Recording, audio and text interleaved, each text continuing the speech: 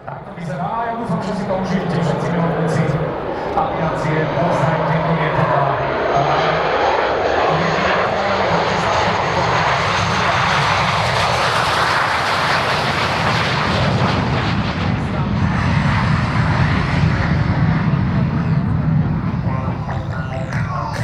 Ten kačica má byť naozaj na mále.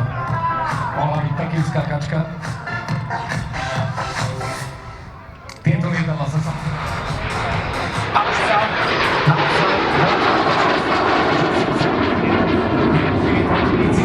svoje lietadlá si ich plietli, zaútočili na vlastných a tak ďalej.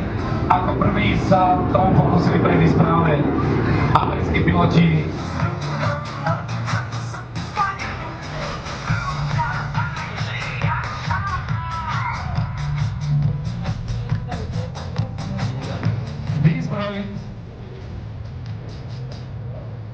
Výzbroj klasického MiG-15 bola umiestnená v rámci strelných zbraní na nose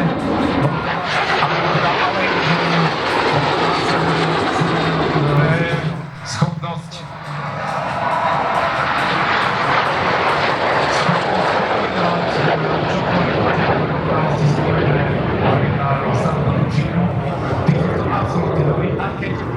problémov vykonýva kvalita. Ja som teraz počul, že Čína predal dušu diablovi a potom sa nepovedal. Dobre, vráťme sa teraz k lietadlám. Ako si povedal, Marcel, toto sú poľské lietadlá MiG-1 a UTI. Ako ste si všimli, a myslím, že si aj povedal, že to je jednomiestne a dvojmiestne lietadlo, ktoré bolo bežne používané na kusíkoch učení. Ale vďaka tomu, že bolo vyrobených niekoľko tisíc kusov tohoto lietadla, MiG-15 ako keď si veliteľ sovietskej perúte bolo vybavené systémami, ktoré boli veľmi fajn na lietanie. Pravdou je, že piloti na MiG-15 nedali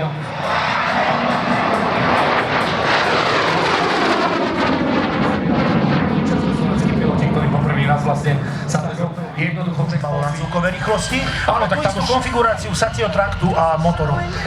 Akurát pri MiG-21 pribolo samozrejme tzv. Samozrejme, budeme musieť reagovať aj na počasie, ktoré keď sa pozriete na južnú časť alebo na tú východnú časť letiska.